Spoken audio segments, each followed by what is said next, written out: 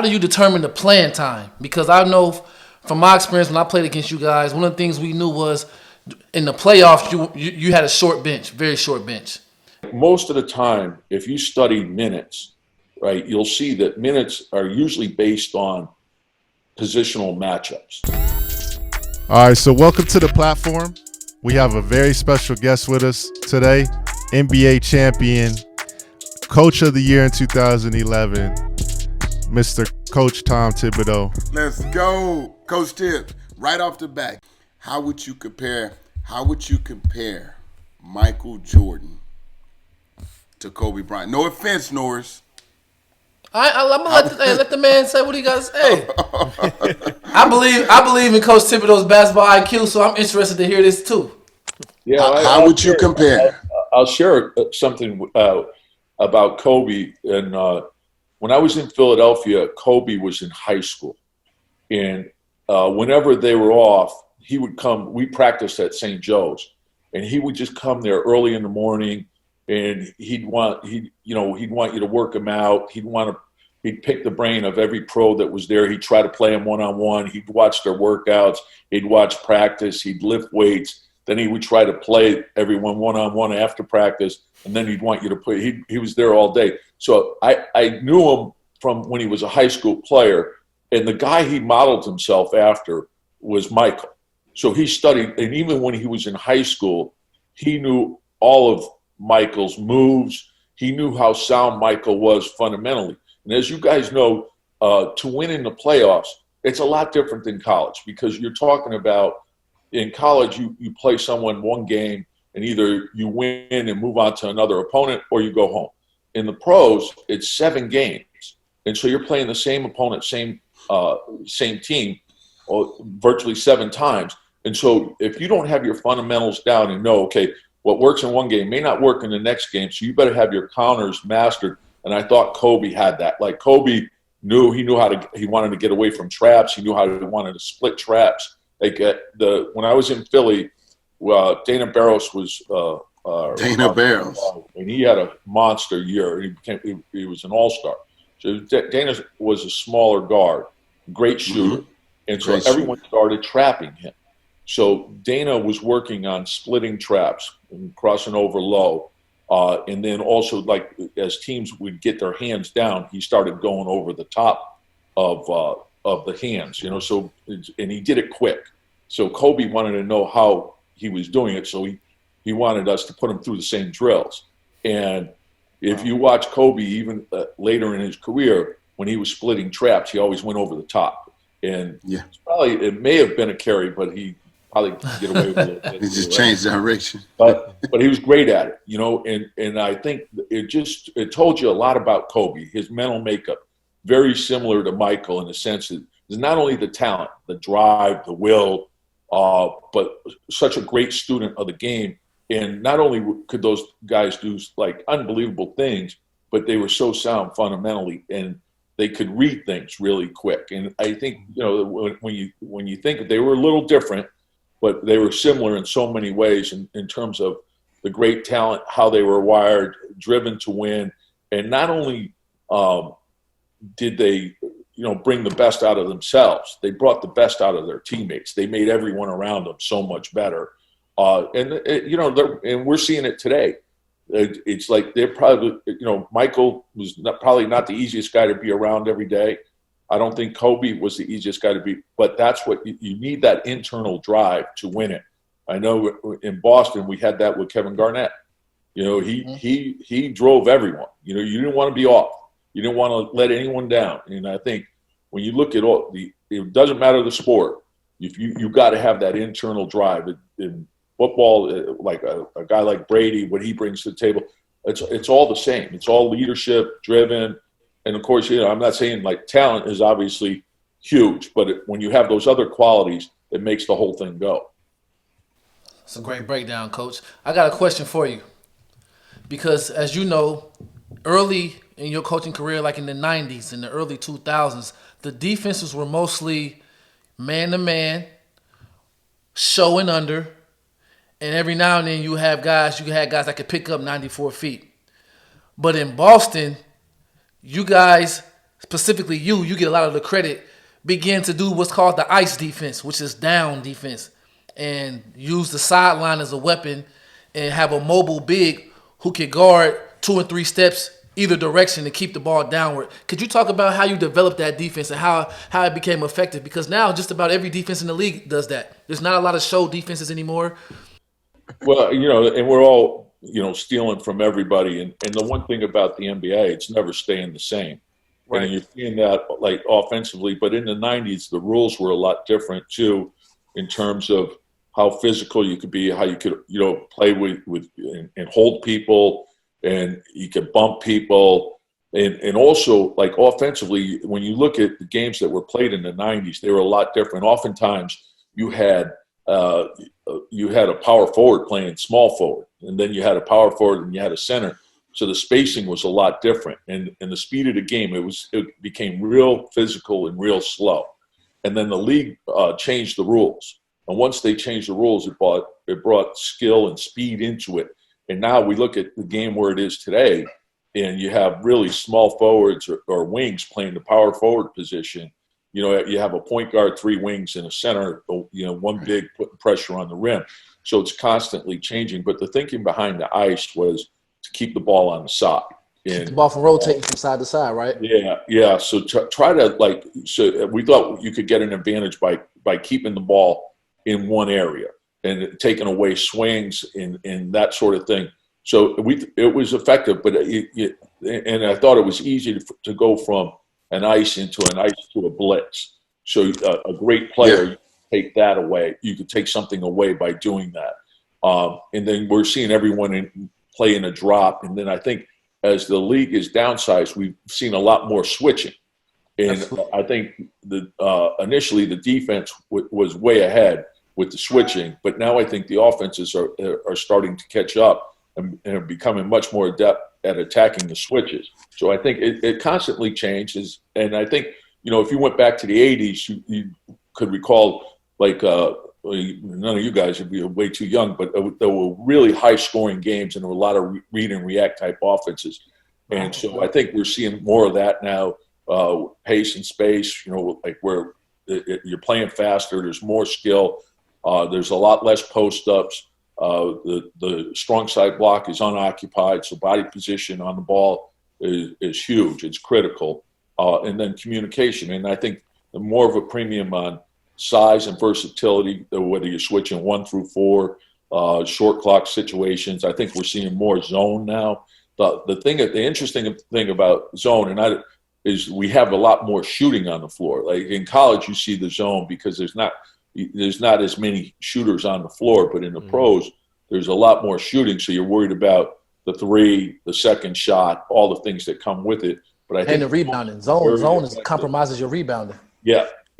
And I think we're looking at and also to take it a step further, you have to ask yourself what wins in the playoffs. Like the one thing I'm looking at the Lakers right now, they're huge. They're long. And I look at Milwaukee, and Milwaukee's huge. Like people forget, Giannis is a 7-footer. So and then you have to have versatility, I think, to your offense. I think, when we talk about Golden State and all the great things that they did, not only were they great offensively, like I said, they were great defensively, and they can go small, but they didn't go small all game. They went small for about 10 minutes where Draymond was at the 5 and Andre Iguodala was at the 4. And Iguodala oftentimes gets overlooked, but that guy was unbelievable, or is an unbelievable defender. But offensively, it wasn't just Clay and Steph shooting all these threes. They had great diversification to their offense, and that's what I was talking about in the playoffs in a 7-game series. You better have a number of different things to get the guys the shots that they're best at. So they would run catch and shoot for Steph and Clay. They'd run pick and roll. They ran the post-ups to get to the split game. So they were very effective in all the things that they had to help them in a 7-game series. It's one of the things I like about the Clippers. I think their offense is very diversified. They have a lot to their offense.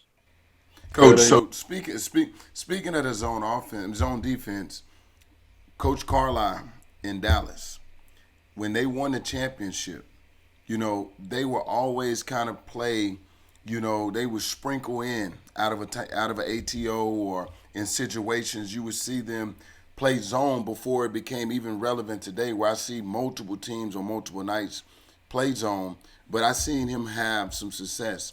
Do you remember those teams and their schemes? They were more like a 3-2. It was never like a traditional 2-3. You almost have to be more 3-2 or 1-2-2 because of the three-point shooting. And of course, once the ball gets down to the corners, you become 2-3. But I think it's very effective, particularly in short clock situations. You don't have enough time. Like in college, you can work the clock to get a gap, to penetrate, to get to the shot, or get the ball into the paint to create a good shot. So I think the onus becomes the clock can be a huge advantage in that situation. Then I think the other thing on the other side of it is, as a coach, you have to be prepared to have short clock, quick hitters against the zone.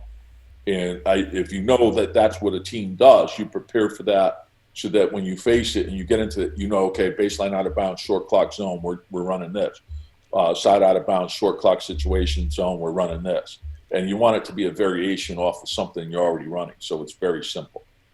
I heard Doc Rivers is one of the best ATL coaches in the league. Is this true? Yes.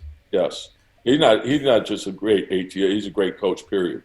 Period. Great. But I heard, but a lot of the players. Shout out Doc Rivers. Shout out to Doc Rivers. A lot of players that I work with, they say, yo, in an ATO situation, Doc, he's the doctor in that situation. Can you say what the ATO is, just for the younger people listening?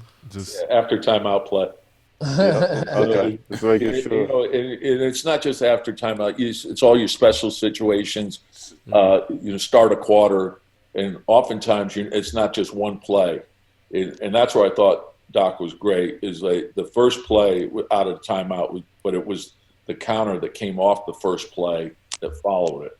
And I can relate to that because in Boston, y'all had that split action where you had Ray Allen and Garnett coming off of one side in the floppy, and on the other side you had a down screen for Paul Pierce coming off the floppy, and you can't help either one because both can shoot the three. And then with Garnett slipping through the basket, Rondo, he'll either throw to Ray, Garnett will slip, he throw the lob to Garnett, or he'll look us off to Ray and throw on the other side to Paul Pierce, and Paul Pierce catch it and get to his shot. So he was definitely great at those ATLs. It was a nightmare going against those guys in the playoff series. I remember that.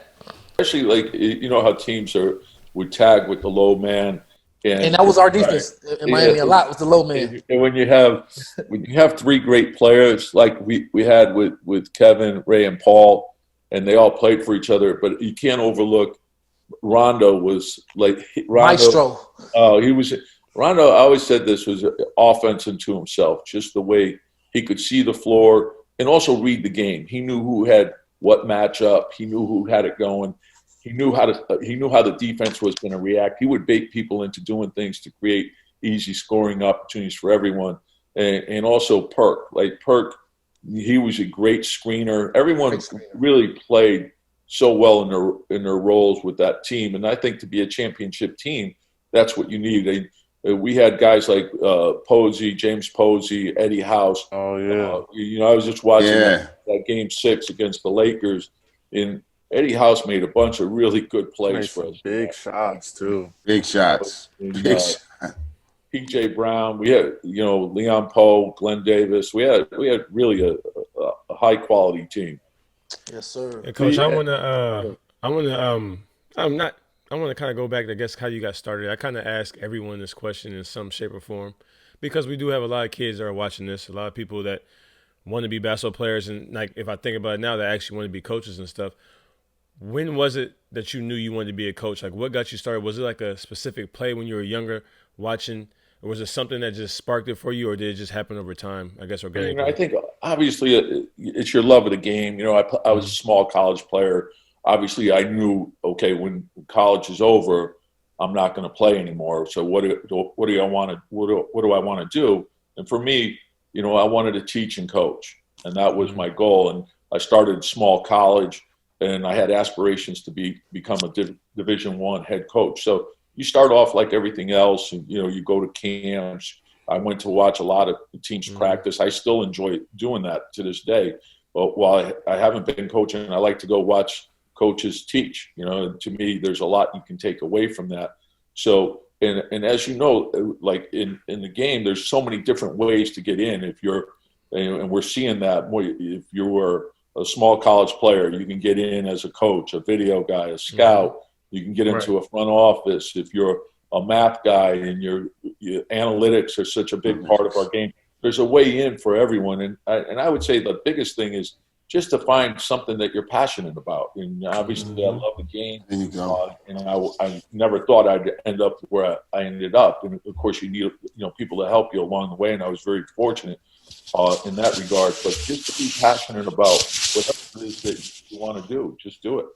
Yeah, I mean that's really, really big and important because, like I said, we have kids that listen to this, and actually a lot of what you said stuck out. But like one thing that still sticks out that a lot of kids don't understand, or even grown-ups, is that you can always get better. So the fact that you're the great coach that you are, you're still going and you're still learning. You're still going to people and watching practices. Like kids, I want the kids to understand that to be what you want, you have to put the time in. If the passion's there, just like you're still doing to this day, and all of us, with our craft. So that's something that's I want to make sure the kids and the younger people that don't really understand that here, because even a great coach like Thibs is still out there going to watch other coaches, coach people, going and learning and watching film and doing different things like that. So just to make sure you guys are listening, man, to what Thibs is talking about. Well, I appreciate you saying that, and I think that's part of life. I think you want to learn every day. There's always a better way to do something.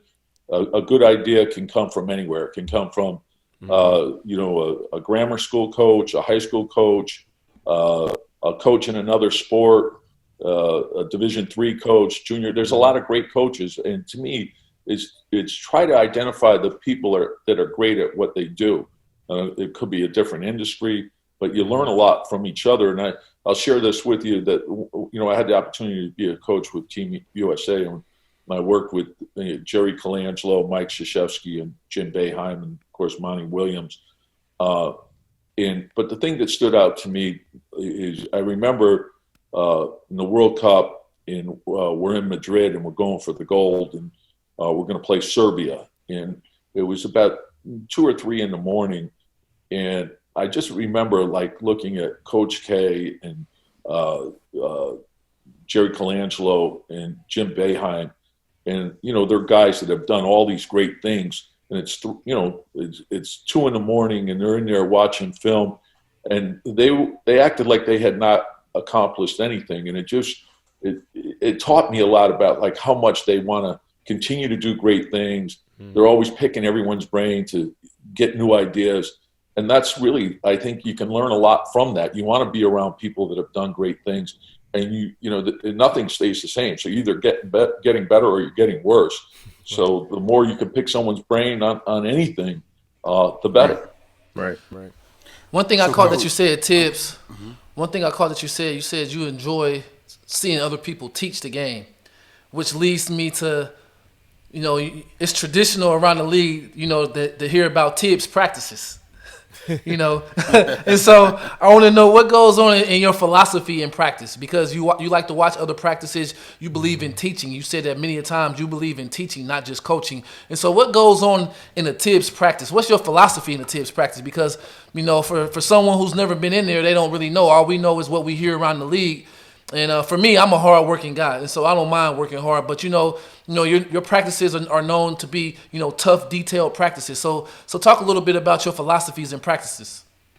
I think how you build a culture is you have to sell your vision to your best players, and your best players have to sell it to the rest of the team. And so you, as a coach, you want to prepare whole off season for what you're going to do during the season. You got to study your team. You got to study the league. You have to come up with a plan that you think will give you your best chance at being successful. And so I think you also look at the makeup of your team. Do you have a younger team? Do you have an older team? Do you have a team that went deep into the playoffs the year before? Because that will determine. And as you know today, the one thing that from going around to visit with all the different teams, everyone's staff has grown. You have, sports science people. Player care is so important. Your athletic training people, player development people, assistant coaches. The staffs are huge. So you're monitoring all that stuff, and you have nutritionists, it's, sleep specialists. So you map it out, and I think you have an idea when the schedule comes out. You map out the season. You know when you're hitting heavy parts of the season, and when you're hitting points in the season where you may not have as much practice. So what I like to do is I always mapped out the whole year, and I did it in the summer. Now that didn't mean you held to it, but it gave you a good idea of what was happening. And then if you had injuries, or you felt you needed practice, or you felt like it would be best not to practice, you wouldn't. But, I think the important thing is when you start your season to lay out the plan to the team. Your first meeting is the most important meeting of the year. And, I would spend quite a bit of time to prepare for that meeting. And then once you get to training camp, I think it's really important. It doesn't matter whether it's college, high school, the pros, is you got to start at a zero base with everyone. And you build with your fundamentals, and you add your layers as you go along. So you start individual fundamentals, offense, defense, because you have to begin with the end in mind. What wins in the playoffs? And these are the things that you have to do, and then you want to build to become a championship caliber team. So it's about building your habits. And so I think all those things factor into it. I think today you have a lot more information too that's coming to you. Like, and just going around and seeing you're going to meet with your sports scientists first before your coaches meeting to find out, okay, who's nicked up, who can practice, who can't practice, and then you plan your practice accordingly. And there may be some days where you're splitting your team up. Your vets might need one thing, your younger guys might need another, and then you bring them together for the third part. And so there's a lot that goes into it. There's a lot more information, but I think the challenge is to bring out the best in everyone. I think the best leaders bring out the best in everyone they're around, whether it's your strength coach, your trainers, your players, each other, and that's what you want. Is you want a team of leaders, you want diverse thinking, you want people that are willing to debate, and then you have to come up with your plan and then try to execute. Hey, Coach. So. That's amazing. Coach, a lot of people overlook the fact that you're really good at developing young players, okay? So I want to go back to Chicago, right? And I'm just going to name off a few players, and then we'll go back and talk about them. But we want to look at their development. Let's first start with Derrick Rose, right? Derrick Rose was the MVP of the league, the youngest MVP of the league, the youngest in the history. Let's look at Joakim Noah, Defensive Player of the Year. Let's look at Jimmy Butler, hard-nosed, go into being all-star underneath you. You look at the Taj Gibsons, and then let's look at Andrew Wiggins, Zach LaVine, Karl Anthony Towns. And the list goes on with the young players that have developed underneath your system. And I don't want it to be left out, but how do you develop players that are young to play at such a high level like that? I think that, the big thing is to analyze what the players' strengths and weaknesses are, and then to get them to understand how important it is to continue to develop, to get better, and to also understand it's not only about them, but it's about the team. I think when you say player development, I also think that's a big part of winning and how it fits into the team concept. And so, I think that you have to understand that. To me, and I'll just use this example of, and this is the flip end of it. So in Boston, and I always said this, when in 2008, we got Kevin Garnett, who was coming from Minnesota, averaging mid-20s on a lottery team. We got Ray Allen averaging, mid-20s on a lottery team. We had Paul Pierce averaging mid-20s on a lottery team.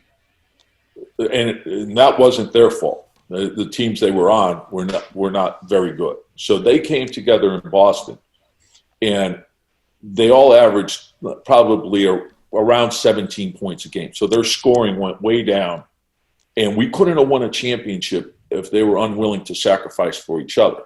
They brought the best out of everyone. So I think when you talk about development and how do we get, the first thing is, I think if you can improve your players, you have to think about how can we improve from within? How can we improve the team and what gives us our best chance of winning, I think you have to sell that every day. And I think you have to sell it to your best players, and your best players have to sell it to the team. But you also have to prioritize the winning. The thing when we were in Minnesota I was most proud of, we went from being a lottery team to getting to the playoffs for the first time in 14 years. 14 years. And when you have to, and the same thing happened in Chicago, is like we went from being a 500 team to a 62-win team. And when you win, everyone gets recognition. Like, so those guys, they made a serious commitment to work and improve and to win. And so, and when you do that, then Jimmy was an all-star. Jimmy's most improved. Derek's an MVP. Luol Deng becomes an all-star. So that, that you had a lot of things, that happened that were positive.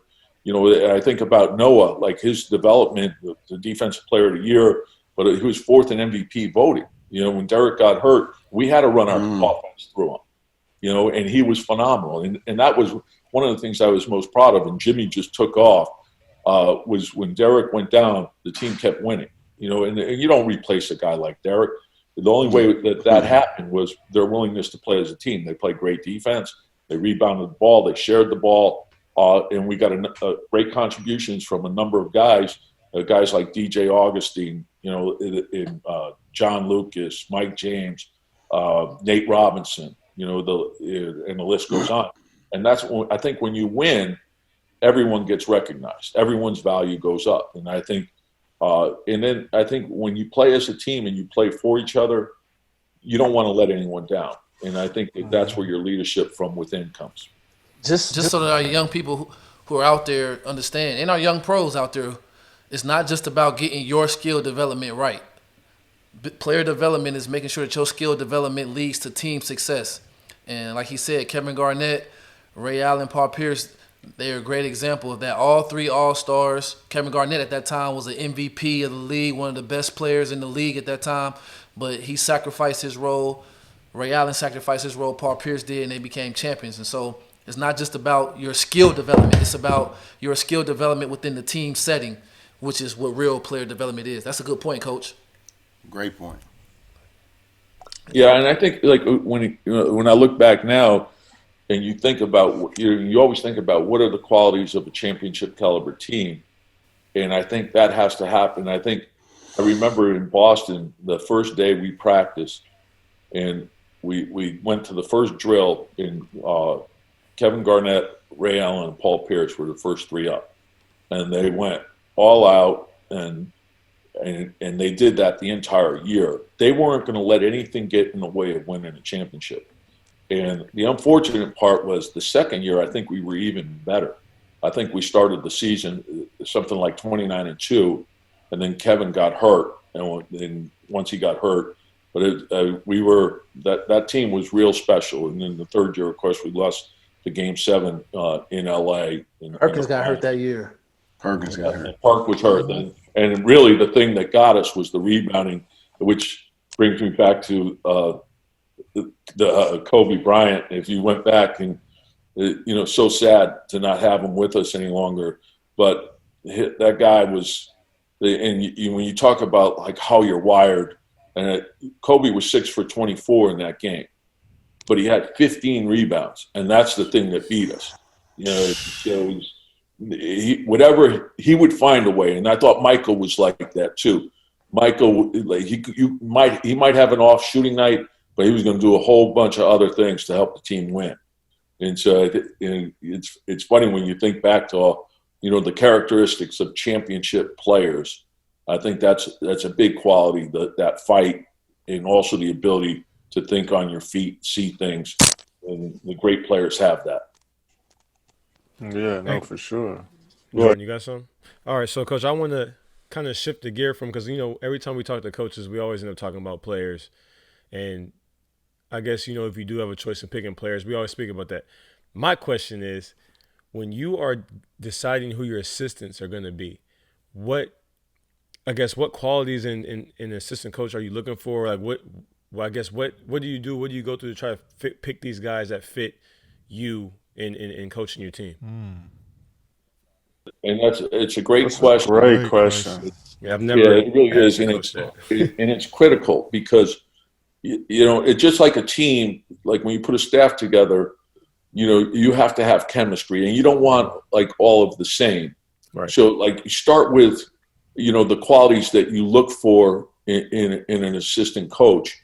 Obviously knowledge is important. A teacher of the game, passion of the game, student of the game, great work ethic, high character, loyalty. Those are things that you're going to look for.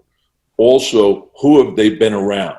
Like I want to know, okay, have you been, and it's different for different people. Like if you were a great player in the league, or it doesn't matter, if you played in the league, you are a great player. So let's start there. But have you been around great coaches? Who was your high school coach? Who was your college coach? What pro coaches have you played for? If you're currently an assistant coach, what great coaches have you been around? And have you won at a high level? Yeah. All these things are factoring into it. And then the age. Like you don't want, just like on a team, you wouldn't want all older veterans. Right? You would want some guys that are younger, some guys who are in the middle, and some guys who are older. So you have like diversity there, and you're trying to get different opinions and guys who see things. Like you want the experience of maybe a long-time assistant. You want the experience of a guy who played in the league and maybe in the last 3 or 4 years. You want to get a lot of different thoughts. So and the reason why I say, like, who have you been around? As I mentioned to you earlier, the staff in New York and all the great coaches that those coaches worked for, oftentimes we would sit around and we'd say, how would Pat Riley handle that? Right. How would Chuck Daly handle that? How would Hubie Brown handle that? So you had great resources all the time. And so, and it helps you with decision making. So, now when you factor in, and that's what we call like that, you have a trained eye, that your experiences, what have you been through? Who are the people you've been around? So we'd say eyes, ears, and numbers, right? So your trained eye tells you from your own experiences what you think, right? And then your ears are going to tell you, okay, from the people I respect, what do they think about this? And then the numbers are going to tell you, either they're going to confirm what you're thinking, or they're going to give you something to say, maybe I need to rethink this because this is a lot different than what I think I'm seeing. So it gives you a chance to, and now once you get all that information, you gather your information to make a good decision. Yeah. So if you can answer this question, I don't know if you'd be able to or not, like answer it specifically. How much responsibility do you give your assistants outside of, we know they're going to do scouts, you're going to have them probably run some drills in practice, like saying a timeout. How much responsibility do you give them? And obviously I think it depends on someone's age, their knowledge and stuff like that. But if you can kind of give us, like maybe in a timeout situation when you go to your coach's huddle, how much do you bounce things off of them? Because I know you're a head coach. At the end of the day, you can make your choice, and I think that's perfectly fine. But I do know coaches do stuff like that. So how much do you give them? Preparation is really important.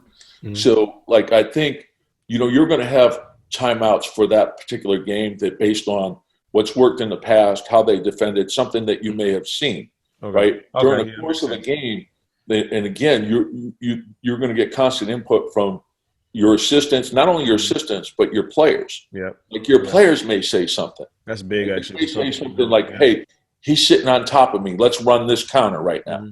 Right? So you want that's constantly happening during the course of the game.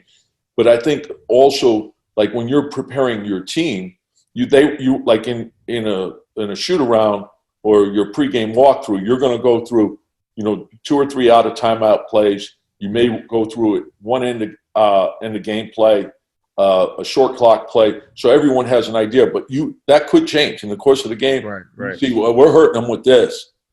Let's run something off of one of those plays.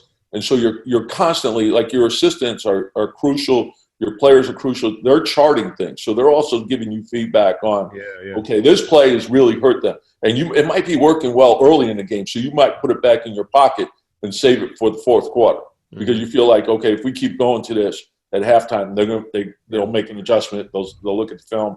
Boom. So I see, okay, I want to get information in the first quarter. How's something being defended? And then we probably come back to it at the end of the game. Yeah, that's cool. Appreciate that. I mean, I think it's dope because the whole team is really a whole team. And it's not just the players. Like, the coaches, people might think, like, they have all these coaches on the bench. Well, there's a reason. Because you literally utilize all of them. And I just think that's dope. And for people to hear, because a lot of times we don't hear coaches talk about that. It's just always assumed, okay, the head coach made the decision or, whatever case may be. But it's like, no, I'm using my whole team of guys and females, to figure out, what we want to do. So, well, and you're saying that when you were just saying that, you just reminded me of something. So recently I was in Boston for the Sloan Clinic, and then I visited with the Celtics a little bit. But I went to the Oklahoma City-Boston game, and I was sitting on the baseline by Oklahoma City's bench. And it just, usually that's not a seat I would be in. So it was like I was watching like everything, like timeouts, players' reactions, how they were reacting with their teammates, everything. So it's the end of the third quarter, and Chris Paul is like, he comes out of the game. So he goes and he sits in the last seat on the bench. And so he's probably going to be there for, maybe the last 4 minutes of the third, couple minutes into the fourth. And it's a hard-fought, well-played game. And Oklahoma City has been playing phenomenal on the road. So I don't know, with some playing good. I think they've won like 15 out of 16 or 16 out of 7 games, some crazy number. So, and I'm watching, and they got it going. They've got great chemistry. They've got a lot of stuff going on. But Chris, instead of like just sitting there and not doing anything, so Boston's running side out of bounds opposite their bench. Chris is telling everyone where the ball's going, who's getting the shot. He's telling the screener, the defender on the screener on the last screen to be up, be ready. It's coming to Gordon. See, to me, like little things like that, that's what helps you win. And and it's just you want everyone thinking about how could I help us win. If you're not in the game, how could I help us win? So someone who's sitting on the bench, they may see something too.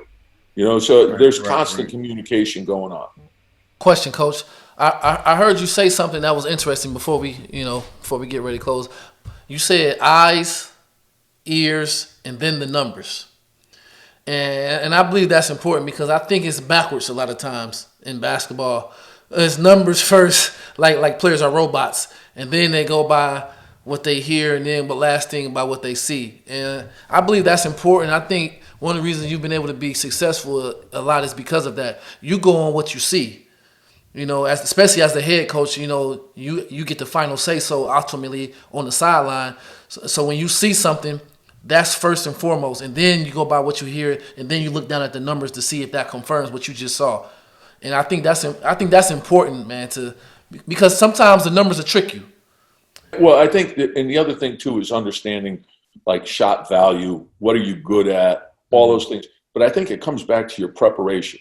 So, like my question would be, why in the summer are you working out at 6 o'clock in the morning, right? Because you want to get better, right? Same thing for a coach. Why are you in the office at 6 o'clock in the morning? Because I want to be prepared. Why do you watch so much film?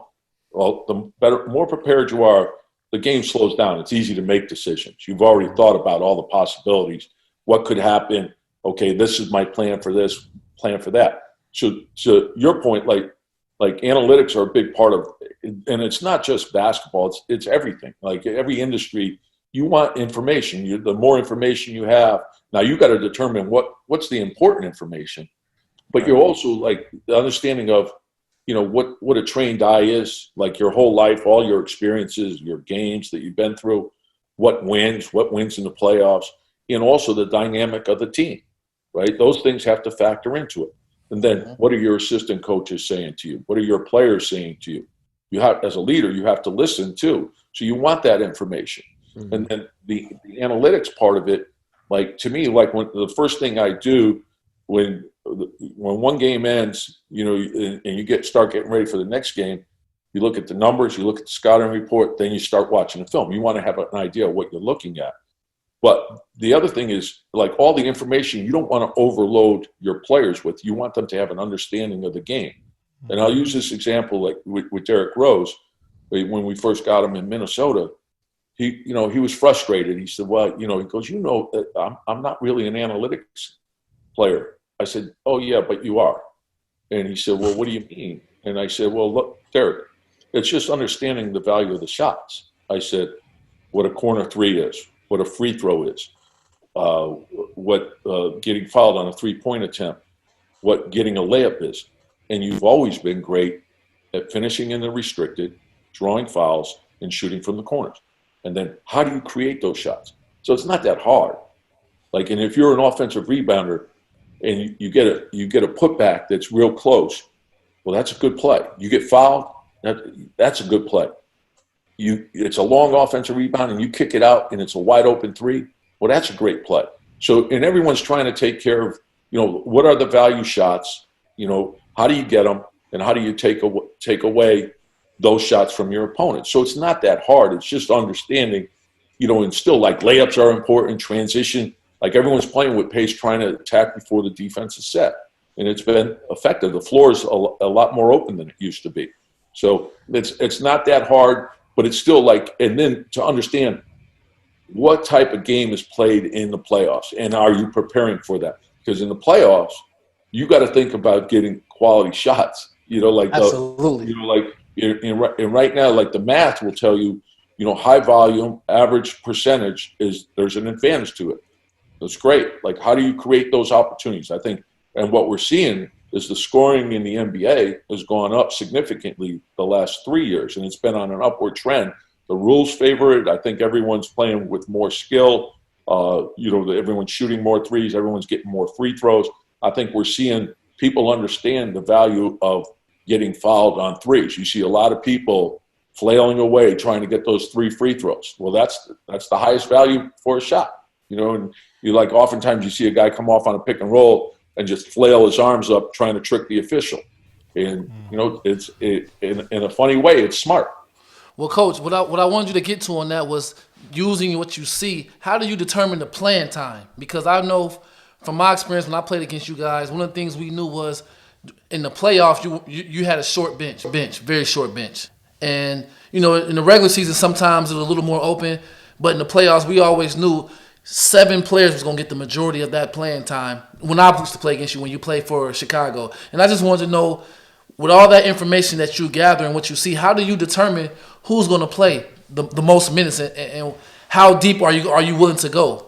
Well, I think, again, you have to look at playoff history, what happens in the playoffs. So usually, like most teams, I would say, have a 9-man rotation. Some teams now are 10, right? In the playoffs, it pares down. And the further you go, it's like most teams are at 8. And then if the deeper you go, if like you went and you looked at the minutes of Golden State, you'd see in the playoffs it's a lot different, and I think you have to understand that. So, and I think the idea of it is, like most of the time, if you study minutes, right, you'll see that minutes are usually based on positional matchups. So you'll see that a guy like Harden's going to play big minutes. A guy like LeBron's going to play big minutes. Durant's going to play big minutes. So I think when you get to that point, you have to ask yourself, are you willing to go to your bench when they leave their star? That's a great answer. So I think of always, like if LeBron's on the floor, LeBron used to try to mess with me because when Jimmy came out or Luau came out, when LeBron went out, and when LeBron came back, they came back. They came back. And I think if you studied matchups in the playoffs, that's usually the way it works. Yeah. That is. You don't want to have, a guy that's not used to guarding LeBron, like 3 or 4 minutes could be a 15-point swing. Instrumental, yeah. It could be. So coach, even speaking about now with COVID-19, right, and us potentially being able to have a playoff with people being out of shape, they're lifting, they're training, but they're not in game shape. You understand? So Do you think potentially is it going to be a shorter bench if we get back to play the playoffs, or would it be a longer bench because guys are going to be able to share? Because coaches are going to be faced with this in front of them. That's a good question. And I think it's one that I would say it'll probably be an equal bench. Like whatever their opponent's going to do, you're going to do. But I think you have to be really cautious about that. Where is the player? What's his health like? What are your medical people telling you?